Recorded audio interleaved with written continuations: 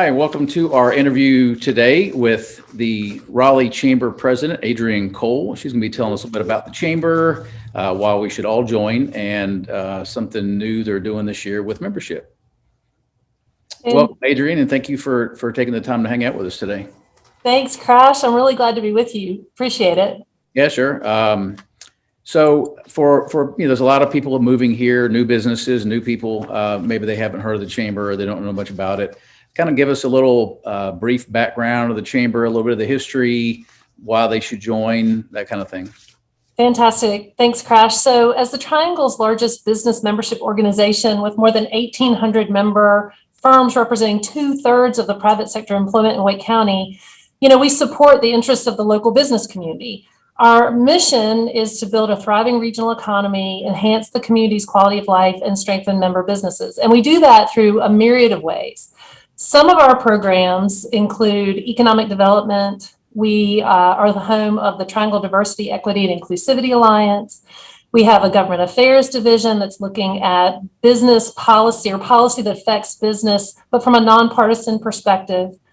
Transportation, we're the home of the Regional Transportation Alliance. We're very focused on workforce development and talent, both recruiting talent into the market as well as growing a strong pipeline of talent.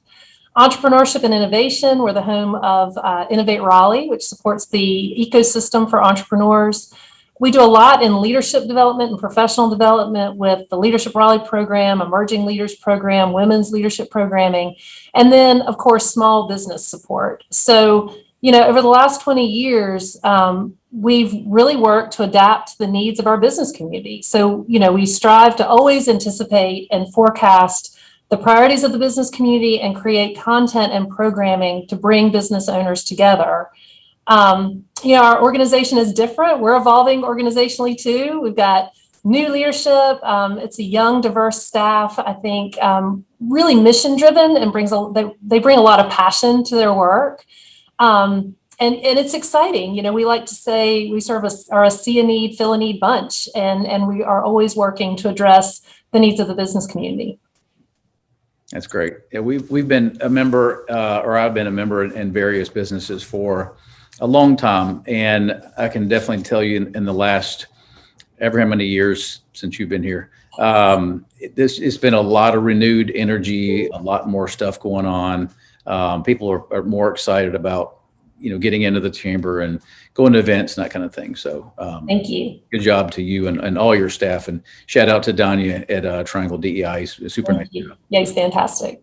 So you kind of answered my second question, why should a business owner join the Chamber? A little bit in there already, which I can tell people firsthand. If you're here and you have a business in Wake County or surrounding area, you need to join. You'll get a lot out of it. The more you put in it, the more you get out. Very true. You can fake sincerity, but you can't fake showing up. That's right. So you sort of need to be present to get the full benefit of the Chamber. But, we sit at this really interesting crossroads of so much that is happening in this community.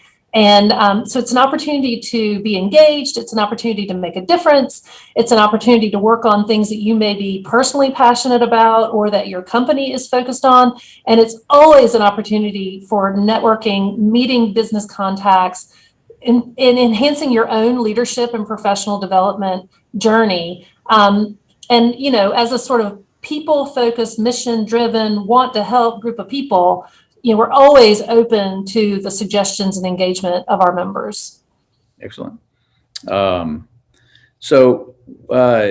Speaking of which, and being engaged and involved in attending, so we've not been able to attend in person now for, I guess, about a year. I miss seeing everybody, and it is a little harder virtually, but you guys have done a really good job of hosting not only events, but also networking and allowing some networking at the end of some of the meetings and whatnot. And it's not the same, but it's been a lot better than what I would have expected a year ago. So I still stayed in contact with a lot of people. So what's the plan moving forwards, and is there a plan to open things back up to in person? Yeah, it's a great question. So, everything we do is about our community and we really exist to serve our members. And over the past year, that's been serving our members during a pandemic, as you mentioned. So, trying to push out resources that would be helpful, information that would be helpful, and then also still providing the programming, even though it was in a virtual environment. And as you mentioned, providing opportunities for networking in smaller groups. And we've used technology to do that. Some of our events are going to remain virtual until later in the later summer, early fall, although we will start to bring back smaller events or smaller meetings in person as soon as we can. So our Women's Leadership Conference is scheduled for May 20th to the 21st. The title of that event is Learn and Lead. Even virtually last year, we had about 850 people in attendance and lots of opportunity for information and networking.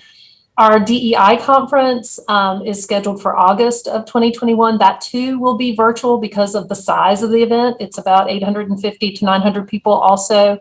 And then a real wonderful series of events through the DEI Alliance, Courageous Conversation series, other offerings through that program. The Economic Development Summit is coming up on May 4th, featuring Richard, Florida, and looking at the future. I'm really excited about that program. So, sort of the trajectory of the market for the next 10, 15, 20 years, and excited to hear Richard, Florida's perspective on that. And then there's additional programming in government affairs and the Regional Transportation Alliance. So, you ask, how are we coming back into in person? So we are in the people business and are excited to welcome our members back to in-person events. Of course, we're working to make sure that we're doing that in a safe way with all new safety protocols in place. Our events team is working hard to make sure that we are going to be safe and ready to go as we're able to begin transitioning back in. As I mentioned, we'll be doing that with some of our smaller committee meetings and events first, and then hopefully by the fall being able to do hopefully our annual meeting and our first responders appreciation breakfast in person.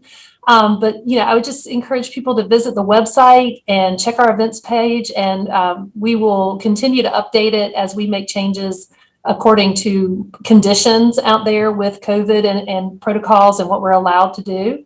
But there's no doubt that we're excited to get back in person, and we all need to stay connected. So we're looking forward to that opportunity. Definitely. I'd like to give a personal recommendation to all three of those big events coming up for people to sign up, both the economic development, the DEI conference, and the annual event, all great events. And whether they're virtual or in person, they're still going to be something I wouldn't miss. So thank you. I appreciate that. So we heard that there might be a new type of membership plan added to the already existing. Can you kind of tell us about both of those, the old one and the new one that you're adding? So absolutely. So, in addition to the traditional way of joining the chamber, where it's an annual membership fee and based on the size of your business, and then you certainly can invest in various programs that may speak to your area of interest, like the Regional Transportation Alliance or Economic Development. We have a new way for businesses to join the chamber in addition to the model that I just mentioned. So you can now get the Chamber Advantage with our new membership subscription. The new membership subscription gives small business owners access to all the benefits of membership with affordable monthly pricing. So this is reserved for small businesses with 100 employees or less, but it's for all types of business owners across all industries. So tech companies can do this, hospitality, retail, startups, and entrepreneurs. And the reason we're doing this is really to provide another way for small business owners to take advantage of what we offer. And also, coming off of what for some businesses has been a challenging year where budgets may not look the same as they once did. So really trying to increase that accessibility to the things that we provide to our members. So with that membership comes complimentary attendance at chamber events, including our new member orientation, our business after hours program, which interestingly during the pandemic and being done virtually has enabled people, what we've heard is they've met people that they wouldn't have met in an in-person event because in person, they gravitate to people they know. Right. And at business after hours, we force them into these breakout rooms. And so they've been meeting people that they might not have met before. We also have Networking 101 and Coffee with Leaders, and those are all included in your membership. It also provides special member pricing for monthly events, promotion and directory listings for your business, coupons and deals, and then access to the latest news for economic development, DEI, public policy, and transportation. If people are interested in signing up and beginning their subscription membership, all they have to do is go to raleighchamber.org/subscription. Excellent. Yeah, it sounds like all great ideas, and all the different programs and everything you guys have, and even the smaller ones. Like I think I've gone to in person or virtually all the coffee talks, which are great because you meet somebody in a very small setting. Of course, virtually is different, but and you get to talk to them and you get to hear their story, and they're always inspiring. They're always interesting and informational. So it's a lot of fun. Thank you. I just had being on the street here, I just had a delivery and it left like the FedEx guy knew me. So he just waved and left. I saw you welcoming somebody. Hopefully nobody will steal it on the street here before we get done. So in addition to everything else that's going on, is there anything new coming up in the next few years, or what's in store? Yeah. You guys have been adding stuff and creating new programs, and now, a new membership to invite and include other types of businesses. So anything else new coming up, or something we should expect? Yeah, I'm always looking sort of, like I said at the very beginning of our conversation today, we really try to be responsive and not only pay attention to what the business community and our community at large needs today, but in the future. So, over the next 5 years, obviously in the near term, we're going to continue to assist with the community in the economic recovery post-pandemic. The impact of the pandemic has been very uneven. For some businesses have had the very best year that they've ever had, while others either weren't able to keep their doors open or are struggling to do so. And it really varies on type of industry and where their clientele is coming from. And we'll continue to meet our membership where they are to provide those resources and support and outreach. We're working to understand the new needs of our staff, our organization, our members, right alongside with all the other companies that are figuring out how do they reopen, how do they bring people back in safely. So we'll continue to share best practices and, trends that we're seeing. And what we're finding is that it's very different by industry sector. So what technology companies are doing is very different than, say, commercial construction companies. So we'll continue to push out best practices and trends and ideas to our membership as they are figuring out what the new equilibrium will be. I don't think we're going to go back to the way it was. And I think that there's going to be a transition period and then what will be. We're going to continue to create opportunities for all of our members of our community. We're going to continue to drive economic development in Raleigh, Wake County, and the greater region. Some people may not realize that we're the home of Wake County Economic Development. Also, that's a program of the Chamber. So we support all of Wake County, the Research Triangle Park, and then we partner closely with our colleagues in Durham and Johnston and surrounding counties. So we'll continue to push forward on economic development. We'll be pushing forward hard on talent recruitment and talent pipeline generation so that we have the talent in the market to fuel our existing companies and those companies coming into the market. We will maintain a focus on diversity, equity, and inclusivity. That's as Danya likes to say, it's a movement, not a moment, and we will continue along that path. Equitable economic development, making sure that we're reaching into our targeted growth areas throughout Wake County is going to be an area of focus. And also, building and sustaining a sustainable community. So, the Chamber often is the advocacy arm around bond referendums to support the fabric of our community. So education, transportation and transit. We advocated for the most recent housing affordability bond that the city ran, looking at parks and greenways and open space, clean energy. More and more of our companies are asking questions about that. So I see that as an area of growing focus as we go forward. Another area of focus, certainly coming out of the pandemic, is mental fitness. So, really paying attention to the health and wellness of workers as we all come out of this very bizarre period of time into what will be. And so the chamber will be offering support in that arena too. So I sort of think of all the things all the time, and we'll continue to do so. Well, the chamber definitely has touched on a lot of different things. I mean, I think it's remarkable that a organization that's a business organization like the chamber, I mean, it's obvious to me that they care about people. It's not just caring about business, just care about the people too. So, and that's really apparent whenever I go to anything that I'm there. It's not just the people who work for the chamber, but all the members. And, we're one big community here, and it spreads out further, obviously outside of Raleigh into Wake County and the surrounding counties. I mean, everybody has a lot of great things to say about the chamber. So thank you. I'm very proud to be a member and plan to do so for a long time. We're grateful. So one last question. This is just a personal one. So what amenity, attraction, or event would you like to see here, maybe in the next 5 years that we don't have right now? Goodness gracious. So I've got probably a longer answer to that question than you were anticipating.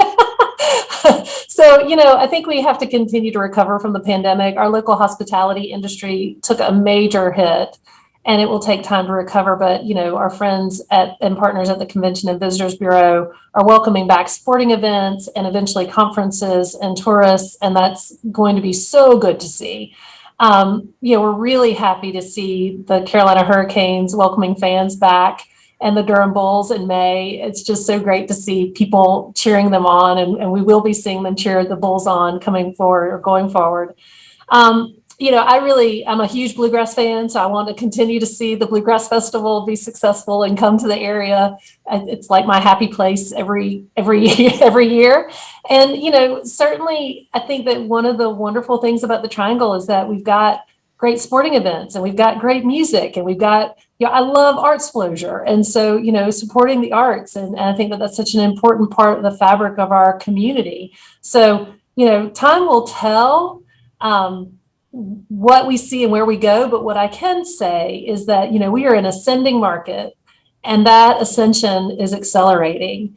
And I think it is super exciting. There are things that we've got to keep our eye on, and we can't be complacent about, to make sure that we maintain our quality of place and our quality of life. But I wouldn't want to live anywhere else in the country, and I certainly wouldn't want to do this work anywhere else in the country. Yeah, it's almost to the point of ridiculous how much we've grown. I mean, I've been here for a long time, and just watched it, even in the last year, much less the last 5 or 10.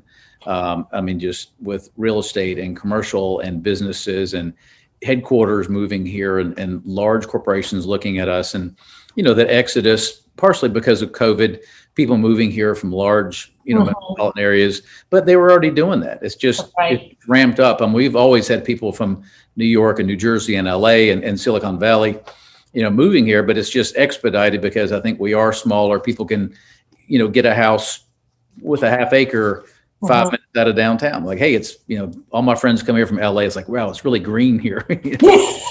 All the trees. Yeah. And the pollen right now. So that's right. But you're right. I mean, you're hitting the nail on the head. I mean, if you want to live in an urban environment, you can live in downtown Raleigh. You can live in downtown Durham. If you want to live in a more rural option, you've got great options throughout the region. And so that choice is huge. And then, the accessibility to all the amenities is certainly easier here than in a major metro like New York. Right. So we're certainly seeing and talking to people from the Northeast and the West Coast who are interested in moving here. Some of them don't even have a job yet. Well, I think it's just going to keep getting better and better, and that's in much thanks to the chamber and all the programs and things that you guys do, and all the people that you partner with and work with. And so thank you for all that you do, and thank you for spending time with us today, and looking forward to seeing you again soon at a in-person meeting. Me too. I can't wait to see you in person. And thank you, Crash. It's been really, well, first of all, thank you for your membership in the chamber. Thank you for your engagement. You are someone who shows up, and that matters. I appreciate your support personally. I know the organization does. And I also appreciate you allowing me to spend some time with you today. So thank you very much. Anytime. Thank you. Talk to you soon. Awesome.